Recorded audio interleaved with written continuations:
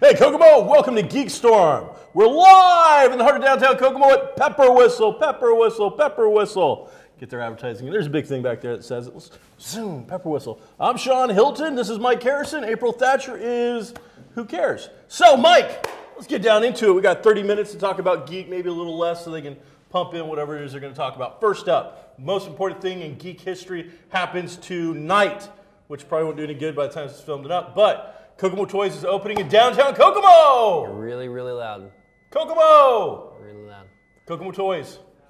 Mike, have you ever been to the original Kokomo Toys in its original location where Todd and Amber opened up the greatest toy store in the entire Midwest, if not the Eastern Seaboard? I went to Toy Mart when I was a kid over in the Maple Crest Shopping Center where I got a Mego Human Torch doll. That was before Todd and Amber were born. Oh. They're younger than that. No. Well, then no. So tonight, at 5 o'clock, the doors, Willy Wonka of the toy world, will open up right here in downtown Kokomo. It's a really big toy store. It's amazing. I would have to say it's probably the largest privately owned, non-chain toy store I've ever seen. Several thousand square feet. And what I love about it is, and right now, I mean, all you can do is see from the outside, the lines that they're carrying. This isn't, you know, oh, I've got your Barbies. Nobody talks like that. Oh, yeah, people do talk like that, Mike. Don't interrupt me. So, they've got Alien, Terminator, zombie action figures, zombie action figures. When was the last time you saw a line of Aliens action figures? From, like, you know, the guy who made more money in the world, James Cameron. I don't know. That's so freaking cool. Do you see the like Gremlins and the E.T., the full size? I did. That stuff in the window. This would be so cool. I hope they take those out once in a while because I know like stuff gets faded in the windows. It's true. Luckily, they open up on the right side of the square. The way the sun works in downtown Kokomo. I think it works that way everywhere. Because of the way the sun comes up, that side is shaded, whereas the other side, where Sound and Music is, gets like I'm just saying the laws of physics don't change over Kokomo. I mean, the sun pretty much goes like if east to west every day. If the sun comes up over here and you have your building here, as opposed to here, saying. This over here is going to get hit with a lot more sun. Right. Radio DJ, break us out some jams. Yeah, Mike. Yeah. So that's what's going. You didn't go to the Lego movie. I did not go to the Lego movie. Let's talk about it. Let's talk about the Lego movie. You don't get to touch I'm gonna throw that thing against the radio wall. DJ. Lego, you went to see the Lego movie last night? I did. Your lovely wife. 3D. Lovely wife. I'm a real Lego fan right here. Oh, boy. You do like Legos, I'll say that. Lego DJ. All year round, you're a Lego guy. Some people. If you went to the 3D version in the first like 3 days, while supplies last, 3D only, right? You get a free Well, it's Lego not free. No. Radio DJ. Let's don't call it free because what's the price difference between regular and 3D movie ticket? It's like $3 extra. So, but there wasn't an additional extra charge to get DJ. For those of us who want to see Legos in 3D, Mike, there are a lot of us. You got this for no additional charge. Wow, that's great. Radio DJ. That's great. And it comes in this giant package. That's Now, we'll point out that's that like potato chips. You know how there's like that much potato chips in a bag of potato chips? to make it even funnier, on the back, actual size. It shows you like, this is the little tiny corner that you possibly need. It is the actual size. To pull, but we're going to give you that much product. all right. So no stand. So how about the movie? I mean, obviously the marketing's working for you, but how about the movie itself? You know, the Lego brand of movie had already been tried and tested over the last several years over and over and over again. You get Netflix. I'm a Netflix guy. There are Lego mini movies that have been going on for quite some time. This was like the WrestleMania, if you're a wrestling fan, of those kind of things. You're looking at maybe not this year's WrestleMania because it's going to suck, but let's say general WrestleMania in general. You know, the Super Bowl. Right. Man. I was trying to go more geeky, but all right, the Super Bowl, the Academy Awards. Right. This is the Legos taken to the extreme. You know who stars in the Lego movie? Nobody. Plastic? They're Legos. Plastic? So it's animated. Not even 3D plastic. Animated. Not even plastic. But they look exactly like that. And a lot of in-jokes that are being played with the Legos and what they do. They fall apart, their pieces and all that and whatnot. But Chris Pratt is actually the lead voice. And we were just talking Chris Pratt, Star-Lord.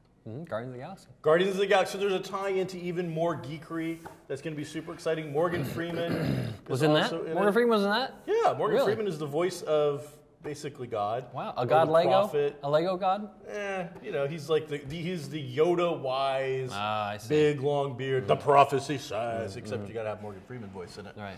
The movie itself is a lot of fun. It's engaging from very beginning to very end. It's got great voiceover work. The actual Lego in-jokes and how Legos work and what you can do with the Legos is all in there. It's very, very funny.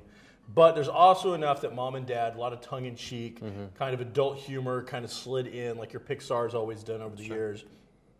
I think, anything but the smallest child is going to be engaged early and be engaged the entire time. Well, good. And at the end, there's a twist ending actually built in, so you get this really family coming together kind of feel as well. So you went on the Thursday before. How many people were in the theater with you? Wasn't that many at our theater. I want to say 12 people. Okay. And you and me just also went to see Monument Men, which we'll talk about, which was only at 7 o'clock, not 10 o'clock for a child's movie, basically. Right. And how many were in Monument Men? It was 4 or 6, something like that. So Kokomo has not taken up on this go to the movies early thing.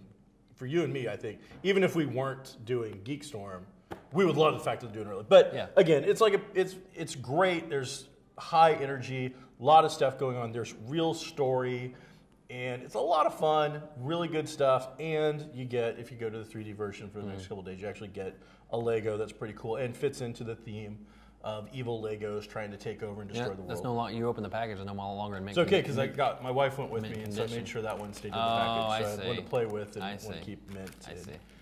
MOP, mint on package, or mint in package, MIP. Sure. Mint in package, MIP. So really good. A lot of fun. I'm glad you enjoyed yourself. A lot of Batman, Superman, and Green Lantern. All DC. Well, I'm just saying though, is that 2 years before we're going to see this craptacular Batman Superman film, it might be the greatest thing ever. We've already seen it because Lego already did it. That's awesome. So Lego didn't wait. They didn't. No, they don't wait. They don't wait. All right, good. So that was it. A+, thumbs up. Go see the Lego. If you're a Lego fan, you're going to love it anyway. If you're a parent dreading going to see it, but your kids want to see it, I think you're going to get through it pretty well, and it's going to hold up. Good deal. Multiple watch. And it's got a catchy little song in there. Everything is awesome. I thought it was much better than the Frozen song. There's only like one song in the Lego movie where everything is awesome, but I thought it was catchier than Frozen. Great. I'm glad. I think the problem with Frozen, which is doing really, really well, the fact it's all about snow. And who in America right now really wants to have a movie about, more snow? You know what? There's some other exciting things going on. There is? Let's get to the most exciting thing this week, Mike. That'd be great. What's the second most exciting thing that happened this week? To me personally, or you mean nobody really cares about you, Mike. I'm talking about geekdom. What is maybe even more exciting for fans of true geekdom. Hardcore, old school, you were fairly young and still had a chance of having a reasonable, happy life. Back then, something has just occurred. What is it, Mike? I know you already know. There's no way that I can possibly ever scoop Mike on what is by far something he loves. Chris Carter's back with a brand new directorial effort that he has written, which I just watched this morning on Amazon Prime, The After. You don't want to go into it. You haven't seen this yet? I have not seen it yet. Aren't you an X-Files fan? I do like X-Files. Aren't you a Chris Carter fan? I am a Chris Carter fan. Aren't you a TV fan? I am. Do you not know how to use your TV? I've used it a couple times, but I think it might have just come on because I walked in the room. I'll tell you what. Long story short, just to, because you haven't seen it. As soon as it ended, I wanted to see the next episode. Well, that's cool. That's immediately. That's a good test. I want to see That's an endorsement, as I would tell April. That's an endorsement. Man, he did it all. It's now, because it's for Amazon Prime, and I think, to digress a little bit, the future of television as we like it and know it is Netflix, Amazon Prime. It is your cable channels where it is the wild, wild west. I'm going to agree. I'm going to say, and this is future talk, but I'm going to say in the next... Networks are in trouble. 15 to 20 years, we're going to see a change from television cable broadcast to everything is going to be on the internet. Fox, ABC, NBC is going to be on the internet, and I think that's all going to happen at some point where things are shown like that. Everything is going to be that way, and You won't have a cable bill and an internet bill. You'll have an internet bill, and they do their stuff there. But it'll still be, it'll just be a transition of commercials. Commercials, instead of no longer being on the TV, you'll also have commercials on your internet TV. And Roku does that. I have a Roku, which is actually how I have 2 different rooms. I've got my PS4 where I stream Amazon Prime, and then I have a Roku in a bedroom where I stream Amazon Prime. Right. And they're 2 different interfaces, but you get the same end result. Right. But on the Roku, you can get all kinds of other channels, mostly crap, exactly what you're saying. These are all app television channels where we could have the GeekStorm channel. It would really just be, click on what you want to see kind of thing. But before you do that, you're going to be forced to watch a 30-second commercial that's clipped in. Right. But regardless of that, Amazon Prime is doing 10 original pilots, not series. Right. They did 10 pilots. I imagine it's going to be by fan reaction, and I'm sure there's behind-the-scenes stuff, budget-wise, whatnot. They did it before. I think they did 8 pilots. 2 got picked up. But both of the ones that got picked up were 30-minute situation comedies. I got to think it's a little cheaper to do a 30-minute situation comedy than it is to do a Chris Carter sci-fi action piece. But, man, it was really sharp. And he didn't, hold off getting crap actors. You got Adrian Pardo or whatever, the guy from Heroes who played the senator. Oh, yes. You know him if you saw him. He's been coming around. Jamie Kennedy, in a completely genre-breaking role for him, at least from what I know him as, is in it. And those who know Leverage, Hardin is a really cool character in that. He is playing a 180 style character. But the world is coming to some kind of end, some kind of apocalypse is going on. It has got all the elements that I think you're going to love about a Chris Carter piece. There is a small group of people all having to come together to survive the end of the world or whatever is going on. Not 100% sure. Right. There is lots of little things hidden in the back, not necessarily hidden, but I don't think the casual viewer is going to pick it up on the first watch, but I know you and me watch. I know I do. I watch stuff to try and figure it out. Right. So right off the bat, there is a little thing about lost time. So it looks like if you're paying attention, and it's not necessarily hidden, somebody's like, well, we haven't had communication in 24 hours. As we've been watching the characters, it's only been like an hour or so. So there's no way that a whole day has passed since all this crap has happened. There's an interesting element about a date that gets brought up. And I want to bring this up because you haven't seen it yet. Every character in this talks about a specific date, and it's over your head, clump, clump, clump. There's no surprise. When it happens, you're going to know what I'm talking about. Right. One character doesn't mention this date. In character, it makes sense. The guy's an asshole and just doesn't want to talk about it. But you know as well as I do, with Chris Carter, you never know. Maybe it was a character thing, he just didn't want to answer, but it also could be another thing. Right. And then there was 2 other elements featuring tattoos, which I caught on. Because again, he wasn't very subtle with a lot of it like you've seen with some of his other mythology. X-Files fans, I think you're going to dig it. 55 minutes. Wow. So it's not your 42. Again, it's Amazon Prime, so you're able to go and do a little bit more with it. There is nudity. Full everything. They use a little bit of Sun Obscure and some other elements, but again, Amazon Prime, no ratings, so they're able to do this kind of thing. Right. I cast 7 or 8 people and enough different personalities, a mix of genders and age and a feel. Like the main actress that you're following is French, and I looked her up just to make sure. Actress. Okay. Actor. I don't know. There's different people. No, it's female. Female lead. Is the lead of the show is a female? Okay. So that actor or actress, depending on which branch you come from, she is French. I looked it up to make sure because she has this really thick accent most of the entire time. But I wanted to make sure it wasn't just somebody doing a really good accent. Right. So the reason I asked that was because a few years ago there was a rumor that Carter was going to do a supernatural thing with a female lead, and I was kind of always hoping it was going to be Frank Black's daughter from Millennium. Was going to do a show about her. But I didn't watch a lot of Millennium like you did, but this woman is French, and it's not. I see. A French actress pretending to be American. Right. She's French all the way around. She's fairly young. She might be a little young to even be Frank Black's daughter, depending on how they did the time frame. Well, is her name Black? No, I don't believe so. Then it's probably not her. No, but she might change her name to protect the innocent. But overall, really good. I haven't checked out the others yet, but I only had time. I actually got up, checked my email, saw that they were doing it, went to my Amazon Prime. Yeah. Took a couple minutes to actually find it, get it working. Right. And then so I'm like, oh, wow, I got to rub this in Mike's face so bad on GeekStorm this morning. I can't wait. And then on top of it was really good. I did have it to talk about, but I just haven't seen it yet. The last scene actually does have like an holy cow kind of freaky moment. So the entire time you're like, maybe the world's just coming in, maybe the world's just screwed up, maybe there's been an attack, maybe something weird's going on. The very end, something unnatural happens, and you're like, whoa, creepy shit, man. So good stuff. Okay, good deal. Paul Bettany's going to be the Vision. Yes, he is. Holy cow, I that's love Paul cool. Bettany. That's kind of cool. There was talks maybe 6 months ago about him being Ultron, but that didn't pan out. Or apparently Whedon had James Spader in mind all along for Ultron, so that wasn't ever going to happen. And if there's ever any doubt in any like fan's mind, watching the Blacklist takes that away from it. Yeah. The whole, was it Daniel Jackson in Stargate, I believe, or something like that? Yeah. That whole thing is out the window as soon as you watch The Blacklist, which is probably my favorite show this year. So he's just pretty good. you can tell when an actor has that role that they're just loving and chomping all up. And then the last couple of episodes where he's been going around just murderizing all the people that did him wrong. Right. Just great stuff. So seeing him as Ultron, that's pretty easy to envision. Paul Bettany is the Vision. He's a good actor. Really liked. I'm a big fan of Chaucer from Knight's Tale, which is probably one of the more geeky things he's been in. But he was in Command and Conquer, the Master and Commander. Commander. He was really good in that. The tennis movie. That Priest movie wasn't any good. But I wouldn't have saw it because I'm such a big fan, though. Yeah. So he's going to be in that. That'll be good. The other casting news was Evangeline Lilly as Janet Van Dyne. Now, who's Evangeline Lilly? How do I know her from somewhere else? Lost. Did you watch the movie? Okay, the main female lead in that, dark hair. Okay, yeah. What's her name? Kate? I don't know, Mike. Thank you. Producers over there filming this is Kate. Yeah. I watched the first season and first episode of the second season, Lost, and decided that I didn't like to be abused by my television, and then I checked out. So she's going to be Janet Van Dyne in... Is it Janet? Are we sure?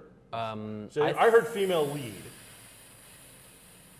I saw Wasp. I'll say that. Okay. I saw Wasp. I don't know if it's Janet Van Dyne or not. I saw them. She's a little young for Michael Douglas. Could be. Then again, Michael Douglas is married to Catherine Zeta-Jones, and she's all kinds of yummy. I could have done like a. I bet she's 50. Is she Latino? She's Spanish, right? Yeah, she's Spanish. I bet she's 50 though. Is she? But he's like 70. She's so yummy 50 though. Yeah. All right, so Janet Van Dyne, that's kind of cool. Yeah. So more cool casting news. Yeah. And speaking of comic to screen, Preacher. What did DJ Radio Lego possibly do to deserve that? Ladies, I just want to point out. Why don't you tell us about Preacher, Shawn? I just want to tell all the females in the audience that if he treats DJ Radio Lego like that, how's he going to treat you? Well, no, tell us about Preacher, Shawn. No, Mike, it appears that you have a violent tendency. I might get smacked. I'm going to have a violent tendency. Why don't you tell us about what Seth Rogen and AMC have got cooked up? Nothing. Canceled. Yeah, you probably didn't hear. Wait a minute. Well, I mean, they've only been working on it for like 7 years. Canceled just now. Just right now. You didn't know? So cool. Yeah. What else do you want to talk about? What else you got, Mike? No, you tell me.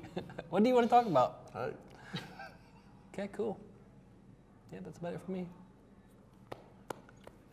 Gary Oldman's in talks for Star Wars 7. You probably didn't know that. You know, in the report that I saw with him, he was talking about the fact that he'd starred in Harry Potter. Mm-hmm. He'd starred in Batman. Mm-hmm. He's got RoboCop coming out. Mm-hmm. He's been Dracula. He's been in everything. So now he's going to be in Star Wars. You know that makes him like, was it Christopher Lee? Yeah. You know, so I think he said that he had been contacted. Mm-hmm. He didn't go into it. He's kind of a coy kind of guy. So I think he'll be great. He's great at anything. He's an actor's actor. I've never seen him bad in anything. Yeah. Although I tried to watch Tinker Tailor Soldier Spy, I could not get into that. No. It was really, really slow for me. But that doesn't necessarily mean it was his fault. He's done some over-the-top stuff. Leon, the Professional. Very good He's movie. great in that. But that is a role where he almost turns it into a cartoon character of bad guy proportions. Mm-hmm. But man, Gary Oldman he is that good. Mm-hmm. I had some doubts when Commissioner Gordon. I'm like, really? I don't know about him. I think he did a good job. He is so good. And then the Harry Potter movie, he's so good. Yeah. He just, it doesn't matter what you throw at him. He could be on GeekStorm and be better than you. He's solid. So, I don't know about that. I like him. You know, he would probably get more upset than me. Oh yeah, he would have tortured at you. Poor radio DJ. Yeah. Lego radio DJ. They bumped up, or they announced that they've got a 2016 release date for Guardians of the Galaxy 2 already, before we even get any close to the release date for That's the first one. ballsy. That's First like... one. They're setting their We know we're going to make money. We know we're going to make money. Yeah. And, you know, a lot of that probably is also posturing by the studios by saying, okay, the next three years, we want to set this date, and make money. And they did it. And you guys have to follow around us. They did. Yeah. I mean, they absolutely did exactly that. They just, in fact, did they do it before or after Superman and Batman? Superman and Batman has now moved their date. Right. I mean, Superman and Batman, that Superman movie made a lot of money. Right. Every Batman movie has made a lot of money. This is a movie where every week they're doing something that's getting the geek community talking, and yet we're Marvel, we're putting a movie right here. Yeah. Whoa, back it up, man, back it up. Whoa, alarms going off. Guys in suits at Warner Brothers pissing themselves. Oh, sweet Lord, we're going to die. I don't know if Move they're it, actually move it. pissing themselves. So... that's a big deal. crazy. Yeah, they're really, you know, setting their tent poles and then sprinkling the other stuff in between, and they're not moving. So I think that's pretty cool. That's pretty tight. I mean, that's impressive. Tight. I don't know if it's tight. Yeah. But I'm not an 18, absolutely. I'm not an 18-year-old boy, so I wouldn't talk like that. Let's see. There's also. Have you seen the live-action stuff for the Turtles movie? I don't like it at all. I don't want to see it. I'm not gonna watch that movie. Why? It doesn't look good to me. Do you not like? Are you falling for the anti-Michael Bay hype? Or are you Oh falling? no, I'll take a Michael Bay all the time. There's nothing better than a Michael Bay camera moving this way. Me going this way? While I go this way. That's classic. You know, that's almost Sam Raimi-ish with the knife cam or something. I mean, that's cool. But I think we've seen as much of the Turtles as we need to see. I don't see anything new there at all. Do you think it's going to hit a new generation? You don't think it's been out of the limelight long enough that now, if we go live action with it, it'll have an impact with the younger people? Will people see it that have never seen it before? Absolutely. I don't think me, having grown up with it, and you are going to see anything new. Anything we're like, oh, that's. Did you see what they did? That's cool. And so, no. Is it Ernie Chan? Ernie Reyes. Was the kid. This guy needs work, dude. Why you got to be pissing on his job? Every couple of years he gets a chance to Philip Seymour Hoffman passed away. Didn't kill him. Don't blame me. I'm just throwing it out there. I'm actually trying to say things before you get around to it now. All right. Passed away. Rude. Apparent drug overdose, but they found a needle in his arm, dude. That's apparent. It could have been. That could have been. He might be diabetic. You don't know. Sure. Maybe. That's sad. Regardless of the circumstances, he was a great actor. Was in a lot of great stuff. And you know, people die every day, but it's always sad to see somebody that you feel like you know or recognize, and they go. I mean, people won't be upset when you go, but for the most part, a guy like that, everybody feels an ownership to him because I liked him in that, and I liked him in that. So what'd you like him in? I liked him a lot in Boogie Nights, one of my favorite movies. I've never seen Boogie Nights. Oh boy, you really need to see that. Really good movie. He was great in it. Well, Mark Wahlberg was great. See, the thing is I'm questioning whether we are memorializing. Sure. You always correct me, so I was going to give you a chance. That sounds all right. All right. The dead, and that's what we do. That's how we get past it. But sometimes I'm like, are we jumping the gun? I mean, the laurels that have been laid upon Philip Seymour Hoffman, and yes, he's got some awards and whatnot, but they're like, yes, and he was amazing in everything he did and whatnot. I'm like, Mission Impossible.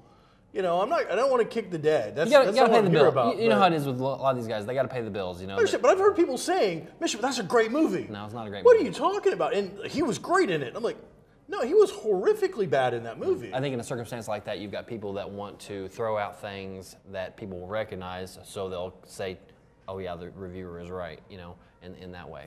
Not that many people saw Capote. But that's what he wanted. But that's what won him the award. Exactly right. That's what he got him the stuff. Yeah. My thing with Philip Seymour Hoffman, regardless of all this other stuff, is that I felt he was very. And this is, you know, it'll be a little controversy if the 4 people watching this care. But I thought he was always one note. Everything I'm reading is like he was an actor's actor. He was this. He was that. I'm like, besides a few exceptions, he always seemed to kind of be the same mellow, laid back, reserved. Even when he's playing like the wild, funky guy. I mean, the very first time I remember seeing him was in Sin of a Woman, where at like probably 30, going on 40, he was playing a teenager in high school at a prep school. And then he's supposed to be having kind of this breakdown, freak out moment. And even then, it's like, oh, dude. Right. And, you know, I don't know. There's a little Keanu Reeves in his acting style, which will probably piss off some people, but I don't know. As I said, I think he did do some great work, but I'm not going to sit here and go, he was this generation's actor of actors or anything like that. You know, there'll be a big splash at the Academy Awards, I'm sure, when his we have a picture habit goes of up. saying how great somebody is after they're gone. There's no question about that. But I think he was solid. He's an A-lister. I think he's somebody you could.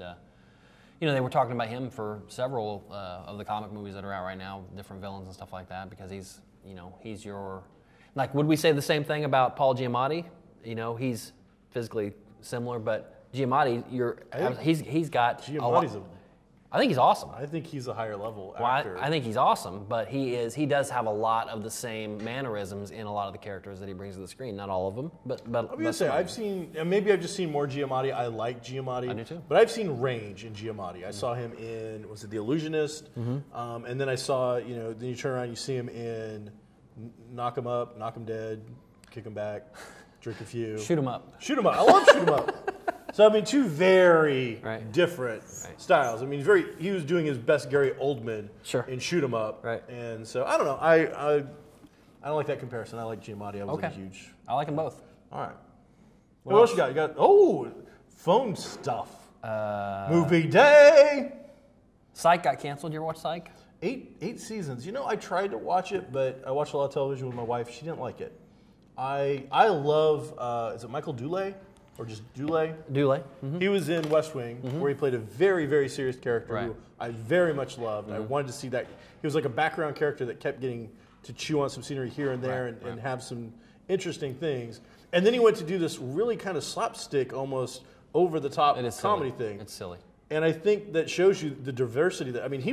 West Wing for him was a very high drama role, whereas in, Psych, it's just, whoa! So... Hey, good for him. 8 seasons. USA, man. You get 8 seasons out of anything, that's a hit. That's doing well. Even on a USA. I mean, 3 seasons is considered a decent show nowadays, and so a lot of them just want to get to that 100 episode mark. Sure, syndication. But we talked about this before. I don't know that matters anymore. I don't know. Back in the day, it was a big deal. Right. I think for a situation comedy, to make sure that you get to own that 5 to 7 o'clock block with the 4 other shows are going to slap together for you. Right. Maybe that's important, but for like Psych, it'll run on USA for ever. Probably until they, there'll be whatever on it. It'll run forever. But that's kind of cool. Good for them. I liked it a little. I wasn't blown away with it, and I like some of the USA stuff. I'm watching Monk right now, off and on. Monk's okay. So trying to find some storyline. There was something with his wife. I can't remember what it was. Well, the whole big story is about his wife, but I haven't got far enough to see if they're ever going to, actually answer anything about that. So, hey, you brought a comic, I see. Yeah. It wasn't very good. It doesn't matter. But we also saw Monument Men last night. We did. You got like 2 minutes and 30 seconds to talk about I can do Monument Men in 2 minutes and 30 seconds. That's about all it's going to take. I didn't dislike it, maybe as much as you did. But I didn't dislike it. But I do see the criticisms in that the trailers we saw were all Dirty Dozen, buddy cop, guys together, and you didn't get very much of that at all. You got it here and there, but the only real buddy cop type of thing you had was with the Bill Murray and the Bob Balaban characters. And they were great. They were so much fun. And that's because Bill Murray is. Bob Balaban is a very straightforward, deadpan guy. Bill Murray is brilliant. I'd shoot you. Brilliant. So, but you didn't get all that you were hoping for. Kind of an Ocean's 11 type of thing. Where, but like you said, they kind of split up as soon as they hit Normandy. They all kind of split up and went in different directions. You go here, do this, do this, do this. And the rub of it is, it's a true story. So I'm sure they tried to stay, and fairly factual. remain entertaining, but they wanted to stay factual. So, this guy died, and that's why you don't see him anymore. And this guy died, and that's why you don't see him anymore. But I liked it. But it wasn't exciting. It wasn't over the top funny either. It was a very, very quietly humorous, entertaining movie. It's a good movie. I think people should see it. Mm-hmm. They just need to know going into it, they're not going to see what the bill of goods that was sold to them in those previews. Right. I think it would have made a good limited series on television. A lot of those actors, the 2 main stars, Damon and Clooney, aren't needed. They're completely. Doesn't matter, and this seems to be a project of love for Clooney. Right. He directed it. I want to say he was involved with producing it. Right. He was involved with a lot of different elements of it. The thing is, I think for some people, this is going to come as news. You know, this is an event and stuff they didn't know.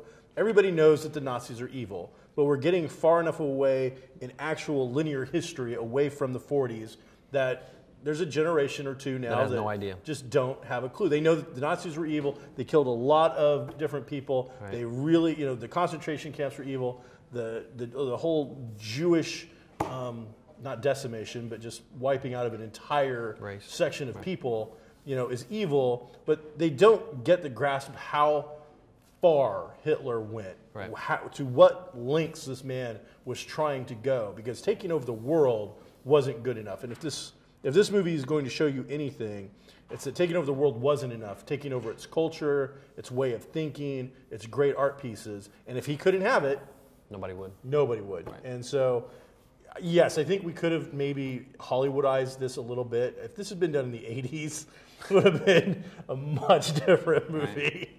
But overall, there's some good elements to it. I just don't think it's going to come across as super strong. There's no reason to see it on the big screen. I think more than anything, they're relying, Hollywood, the producers of this movie are relying on that cast. The cast. You're thinking, I want to see these guys together. I haven't seen this guy in a while. I haven't seen that guy in a while. I want to see them all together. And Damon and Clooney are, you know, Hollywood royalty. So, I'd recommend seeing it. Yeah, go see it as a matinee on a Sunday. Take the mom, take the dad, leave the kids at home. They're not going to enjoy it. Right. And if you don't know the real history, check it out. It's based on a book, so you could read the book and probably get I might check the book out. I think the book might actually be a little more interesting, because hopefully I'll get further details and other things like that. So we are GeekStorm. This is Pepper Whistle. We are live in the heart of downtown Kokomo. Come and check out all the stuff that we have to offer down here. Kokomo Toys is opening up. Goblin Games is going strong. I'm Shawn Hilton with Comics Cubed, and we're done. Radio DJ says, "Screw you, Mike." Where's he at? Where'd he go? Let me see him. Getting some paramedic love right now. There we go, right down there. What happened? He's not in mid-condition anymore. Radio DJ, why? All right, that's it.